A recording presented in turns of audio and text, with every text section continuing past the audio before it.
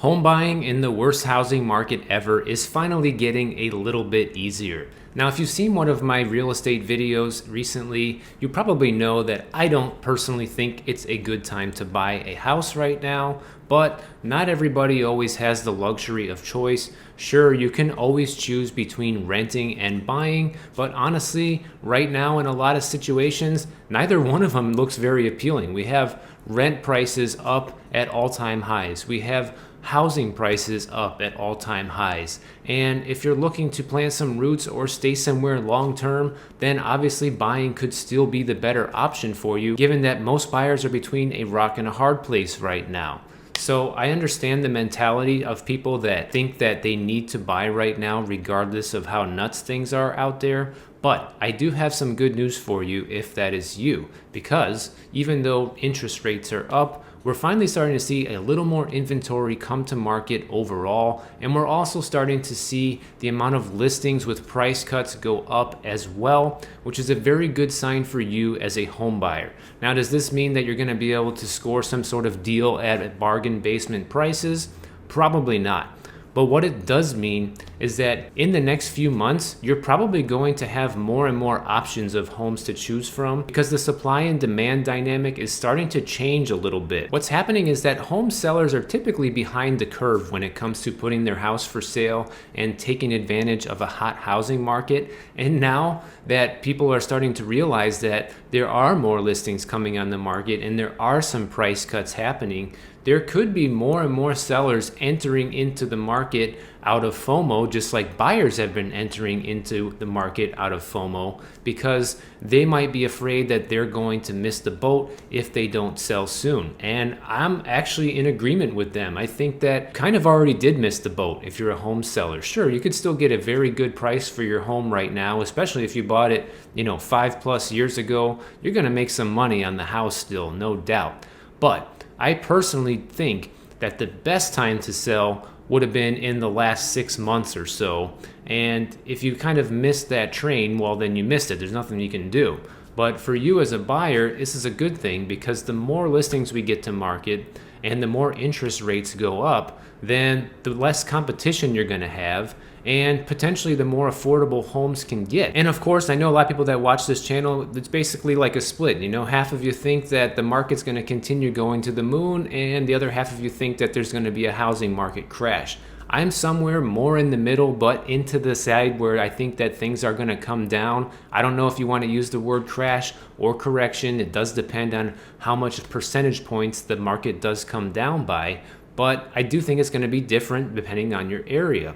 So once again, and I've told many of you this in the comments before, that you really just need to pay attention to your local market and always be looking at real estate. Whether you're, wanting to buy right now or not, it's important to know what's coming on the market, how long it stays on the market, and what the selling prices are, because that helps you recognize a deal when one is out there, and it helps you spot a good listing, something that could be potentially worth buying if you're really in tune with your local housing market. So back to being a buyer, this is good news for you, because if you have been diligently looking and you haven't been having much success, I think that things are going to start turning in your favor, mainly due to the higher interest rates and more homes coming on the market, which inevitably is going to force prices down. Now, I'm not saying that the housing market's going to crash tomorrow and you're going to be able to get, that house at 50% off, in a month from now. That's not very likely. However, we could be heading into a recession here very soon, and buying opportunities could potentially get much better in the next 6 months to a year. Now, that requires patience, and not everybody looking to buy right now, if you're in a situation where your lease is up and your landlord is going to be raising your rent $500 a month, and neither one of these options look great, buying or renting, like I mentioned earlier, and it might not be such a bad idea to buy something if you are confident that you're going to hold on to that property for a very long time. I'm talking 10+ years. Because if that's not you, then you might want to still look at releasing something else until the market starts turning, because it already is starting to turn in some areas across the country, and I'm certain that it's probably going to turn almost everywhere eventually once the recession does hit. But let's say there is no recession for a minute. Let's say that the government starts printing more money and reverses their course on raising the interest rates, and then housing prices keep going up. Now, if something like this were to happen, then we're all going to have to change our plans, because then the Fed is going to be basically completely reversing what they said they were going to do, and it's going to turn everything upside down even further than it already is. So I really hope they just stick with their plan. But in the event that they don't, I'll have to make a new video when the time comes if they decide to go back on what they said, and we'll have to form a new plan going forward. Now, depending on what you see homes selling for in your area, if you have been paying attention, like I said, then you might start recognizing that some listings are selling below the asking price now. And especially if that listing had a price cut, and say you're starting to see more units sit on the market, this is a great time to start putting in some lowball offers. Now, I'm not saying offering 100,000 less or going back to offering 2019 prices, but that is a good sign that things are starting to move in your favor as the buyer, and you can start taking some chances and start offering, 20, 30, 40,000 less than asking price, and see what the sellers say. The worst thing that's going to happen is they're going to come back and send you a counter offer that you're not happy with, or they're just going to flat out say no. But you don't lose anything by making that offer and just trying. And now is the time to start trying those type of tactics again, instead of this bidding war type of thing and trying to outbid your competition and just pay the most for the home and waive all of your inspections and contingencies. I never thought that was a good idea. I would never advise anyone to do that. And hopefully pretty soon that's going to be a thing of the past, especially if things keep moving in this direction. Now, in my personal opinion, one of the best attributes you can have right now as a buyer, if you have the luxury, is patience, because like I said, the market is starting to change, and if you do have the luxury of waiting a little bit longer to just see what's going to happen in your local market, to see if there is going to be more inventory coming up sooner than later, are you seeing listings with price cuts?